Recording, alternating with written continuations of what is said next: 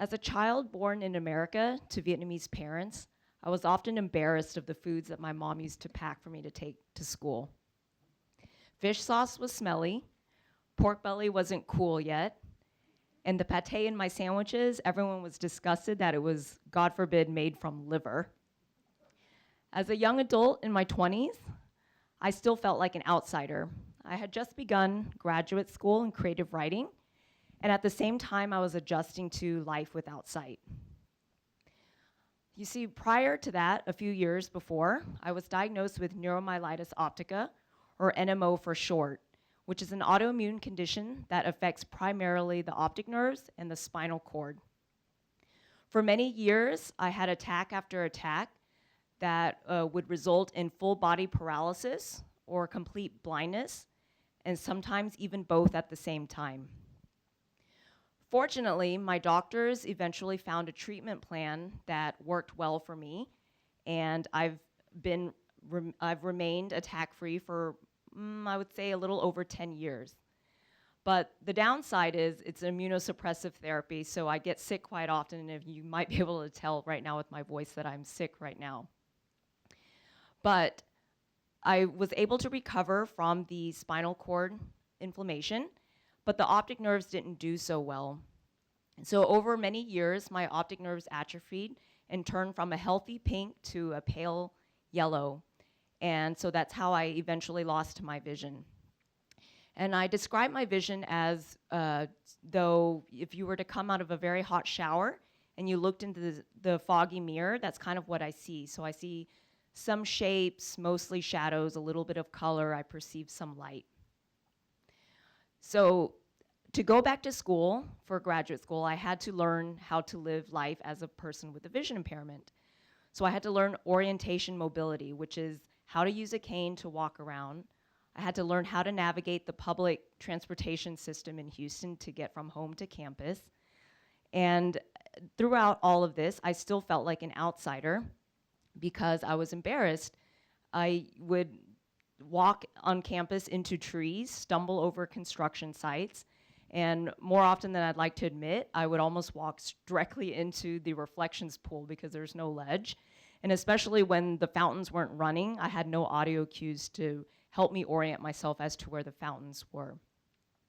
So how did I eventually harness the power of feeling like an other, or the power of otherness, to eventually lead a life that is filled with purpose? What are the steps that you can also take to achieve the same? So 3 steps. The first is connect with others who are like yourself. So find a community and a support network. As I was going through all of these health problems, my friends and my family were very concerned for me. But honestly, they didn't really understand what it was like to go blind or to be diagnosed with a chronic disease. And it wasn't until I met other people like myself, whether it was through vocational rehabilitation programs for the blind or a foundation that was for people living with NMO, that I finally felt like less of an outsider. And it even motivated me to take my first step towards accepting this new paradigm. And I decided to learn Braille because going back to school for creative writing, I knew that I had to learn to read because I'd heard someone speak about that you're not truly literate if you're a blind person unless you know how to read Braille, because you can listen to audiobooks, which is what I was thinking I would do all through graduate school, was listen to all of the novels I had to read for school on audio, but you're not really literate unless you're reading yourself.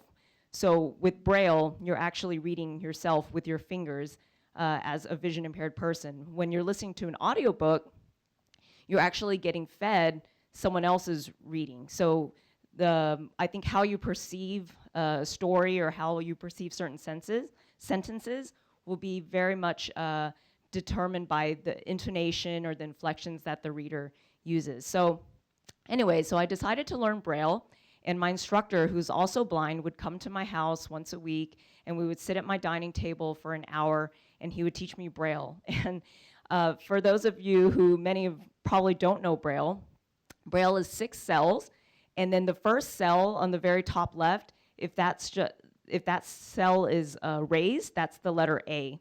And for a long time, that's the only letter I knew how to read, because it's very hard to try to train your brain and get it to rewire to your fingers instead of your eyes to perceive things. But I was determined. I'm a determined person. You know, my parents are Vietnamese refugees. They came from Vietnam in 1975, and they were determined people to make a better life for themselves here. So I got that determination from them. And so I kept at it, and I decided to learn Braille. And funny story is I learned uncontracted Braille first. So usually they teach you uncontracted Braille, which means you have like every letter, every symbol represents one letter. And so I thought I knew Braille, and one time I was flying on a plane, and the flight attendant gave me the safety manual in Braille, and I started reading it, and all of a sudden I was like, I don't understand like half of this stuff. So I went home and I told my Braille teacher, I was like, I don't think you taught me the right Braille, because I didn't really understand anything in the instruction manual. And then he was like, oh, I didn't want to tell you, but you're an overachiever, and I haven't taught you contracted Braille yet, so we have to order the books because you're the first person that's actually gotten this far in learning Braille.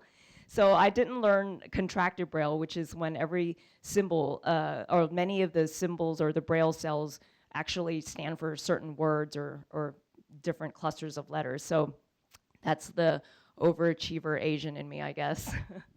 But anyway, so the first point is find people who are like you. At the end of the day, we're all human, and as human beings, we just desire to be loved, respected, understood, and treated with dignity. So second point, although you should surround yourself with people who are similar to you, you should also not avoid people who are not like you. Welcome the opportunity to be able to educate other people. So here's another story for you. I travel quite a bit for the line of work that I do. And there was one time when I was going through an airport by myself, and I had just gone through security checkpoint. I walked through the x-ray, and there was a TSA worker on the other side. And he said, wow, you're so brave. You're traveling by yourself, and you're vision impaired, you're blind.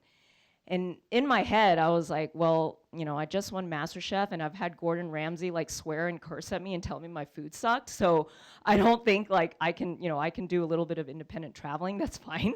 But of course, I just smiled and I said, well, it's not that bad. I do it all the time.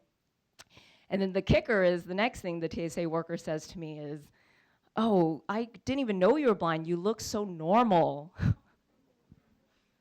And then my immediate reaction is, I am normal. What's normal anyway, right? His sentence was, or what he said to me was offensive, but I had to realize that it came from a place of ignorance.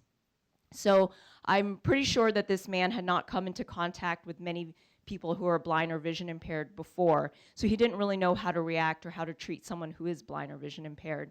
So I took that opportunity to kind of educate him and let him know that what he said was not appropriate by combating it with a little humor. So be proactive in creating a world that you desire.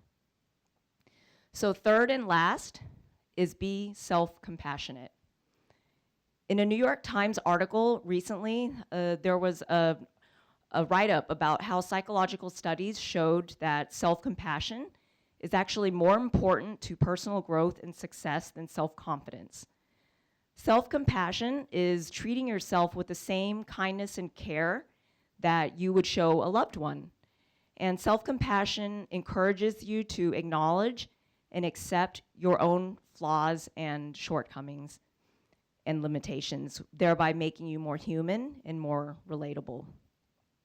I learned a little bit of self-compassion once I started accepting the fact that I was now this person living with a vision impairment. Before, when I first started losing my vision, I was really embarrassed because I felt very different. I felt like the other all the time. I would hide using my cane, and I would rather walk into walls and trip over tables than let people know that I was vision impaired and that I had to use a cane. I felt like using a cane or letting people know that I was vision impaired made me feel like less of a person or that I wasn't good enough. But it was when I finally started accepting it and using my cane that life, I found, was actually a little bit easier. It took less explanation for when I would stumble into the men's restroom on campus. So that was, less embarrassing because I had the cane. And now all of these like faux pas things that I commit as a blind person, I'll tweet about them and just put #blindlife, and they become funny stories to tell my friends. Like, for example, I was in New York and I was shopping with my cousin in a clothing store, and usually I'll take someone's arm for them to guide me. And I was taking her arm, but instead of taking my cousin's arm, I grabbed a mannequin's arm. And I pretty much toppled over the entire clothing display. But it's a funny story. So it's really good to be able to laugh at yourself, but more importantly, it's good to have self-compassion. You can't expect others to love and respect you if you don't first love and respect yourself. So to recount, in order to harness the power of my otherness, or your otherness, 1, connect with those who are like you. 2, don't avoid people who are not like you. Take the opportunity to educate others. And 3, have compassion for yourself. And once you can embrace and celebrate your otherness, our world evolves into a place that is not just of tolerance, but of empathy. And that's an idea worth sharing. Thank you.